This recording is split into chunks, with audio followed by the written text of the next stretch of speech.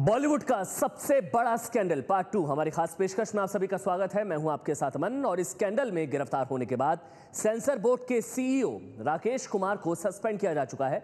अब खबर यह है कि सीबीआई सेंसर बोर्ड से सर्टिफिकेट दिलाने वाले 50 दलालों से पूछताछ करने जा रही है। एबीपी न्यूज आपको बता रहा है इस स्कैंडल से जुड़े कई गहरे राज।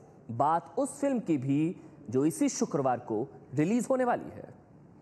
मेरी कौम नहीं रे ज़ालिमना, झट दिन दे सोला पढ़ मित्रा। मेरी कौम नहीं रे ज़ालिमना, झट दिन दे सोला पढ़ मित्रा। बेहद संवेदनशील फिल्म की पहली झलक है ये। झट दिन दे सोला पढ़ मित्रा। मेरी कौम नहीं रे ज़ालिमना, झट दिन दे सोला पढ़ मित्रा। पंजाबी भाषा में बनी इस फिल्म का नाम है कौम दे हीरे। इस फिल्म में 1984 में पूर्व प्रधानमंत्री इंदिरा गांधी की हत्या जैसा संवेदनशील मुद्दा है। फिल्म भी महीनों तक सेंसर बोर्ड के फैसले का इंतजार करती रही। ये क्या कर रहे हैं? बुधवार को रिलीज हो रही कौम दे हीरे फिल्म की रिलीज पर खुफिया विभाग भी आपत्ति जता चुका था।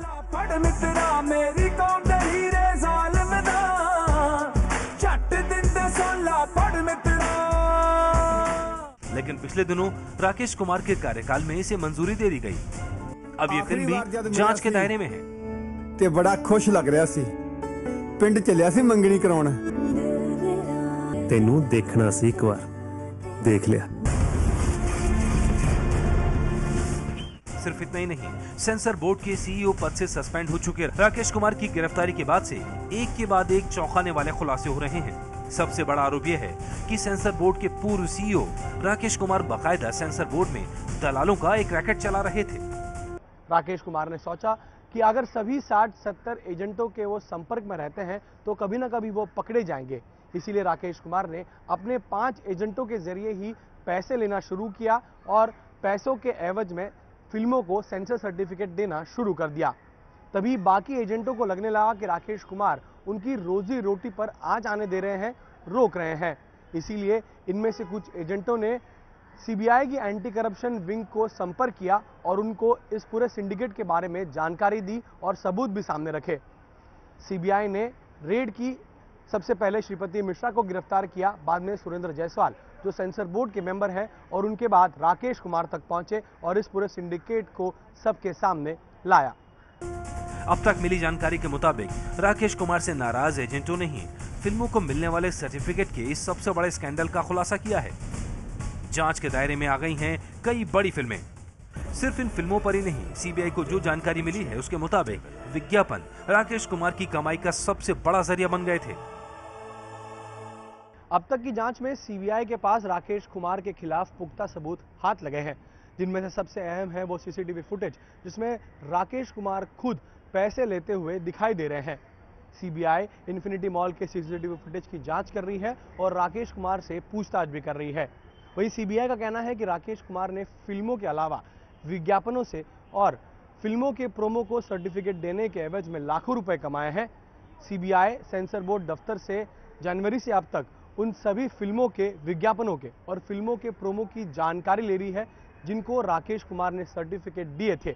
सीबीआई का कहना है कि राकेश कुमार दिन में 3 से 4 विज्ञापनों को सर्टिफिकेट देते थे और उसके एवज में हर विज्ञापन के लिए 10,000 रुपए लेते थे। ऐसे में राकेश कुमार की दिन की कमाई 50,000 से ज्यादा थी, ऐसा सीबीआई का कहना है।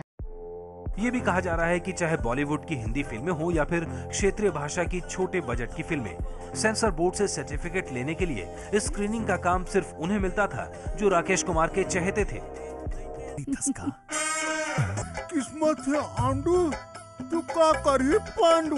मलिका के आइटम हिट नहीं, सोनाक्षी हो गए सुपर हिट।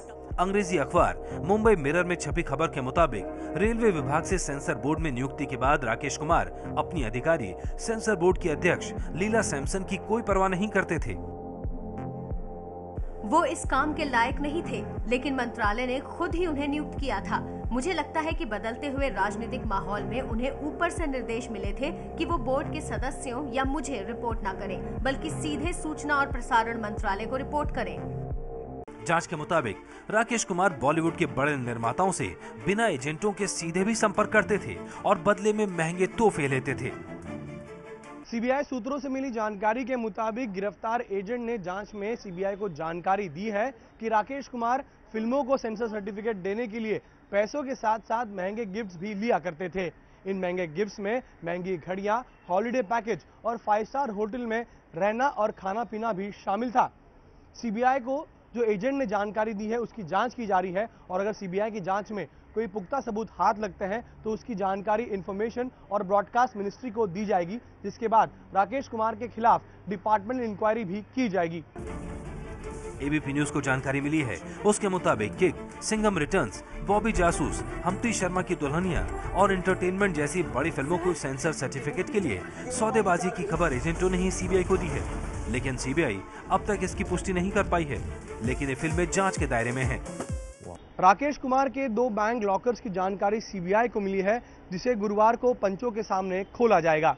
इसके अलावा राकेश कुमार के मुंबई, दिल्ली और वडोदरा के बैंक खातों की जांच भी की जा रही है। सीबीआई सूत्रों से मिली जानकारी के मुताबिक राकेश कुमार किसी फिल्म को 3 से 4 दिन के अंदर सर्टिफिकेट देने के लिए 1.5 लाख रुपए लिया करते थे और 7 से 8 दिन के अंदर फिल्म को सर्टिफिकेट देने के लिए 25,000 रुपए तक लेते थे। इसके अलावा शॉर्ट फिल्म को 1 दिन के अंदर स्क्रीनिंग के साथ साथ सर्टिफिकेट देने के लिए राकेश कुमार 15,000 रुपए लिया करते थे, ऐसी जानकारी मिली है। सीबीआई इन सब जानकारियों की जांच कर रही है। सीबीआई का मानना है कि बॉलीवुड के सबसे बड़े स्कैंडल की जड़ें बेहद गहरी हैं और जल्दी फिल्मी दुनिया की पूरी डर्टी पिक्चर सबके सामने आ जाएगी।